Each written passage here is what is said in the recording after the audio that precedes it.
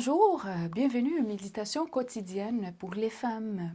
Aujourd'hui, une lumière en pleine obscurité, 12e partie. Élisée tenta de consoler la Sunamite de son grand désespoir. Il ordonna à son serviteur, Géasi, de l'accompagner chez elle afin de résoudre le désespoir qui l'a bouleversé. Mais ce qu'il fallait vraiment, c'était le pouvoir des dieux et non pas le réconfort ou le secours humain. Les mots semblaient vides de sens dans ces circonstances. La femme savait qu'elle devait s'accrocher à l'espoir, car seuls les vrais dieux pouvaient l'intervenir. C'est pourquoi elle dit au prophète, « L'Éternel est vivant et ton âme est vivante. Je ne te quitterai pas. » 2 Rois 4, verset 30. C'est alors qu'Élisée fit ce que toi et moi devrions faire lorsque quelqu'un vient à nous et recherche désespérément notre aide dans des situations douloureuses.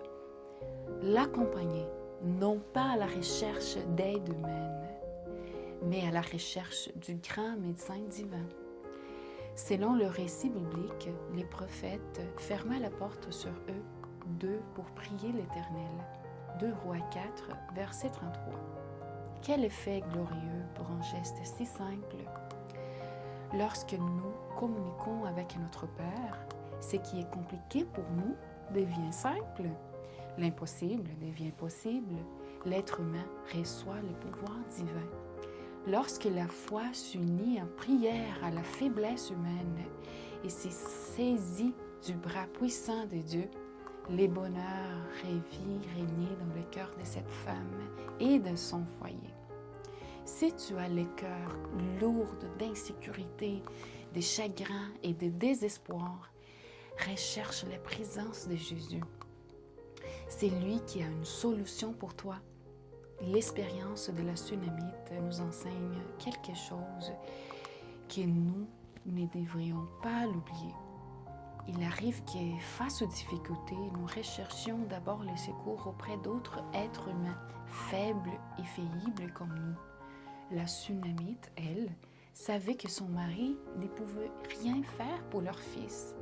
Elle savait que Dieu seul pouvait répondre aux besoins les plus intimes de son être. Et le Seigneur récompensa sa foi, bien qu'elle n'appartenait pas au peuple d'Israël.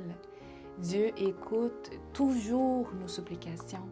La lutte dans laquelle tu es engagé est sans doute cruelle et déchirante. Mais souviens-toi, Dieu ne ferme jamais les yeux dans le chagrin et la souffrance. Prends courage, va à lui, il sera avec toi.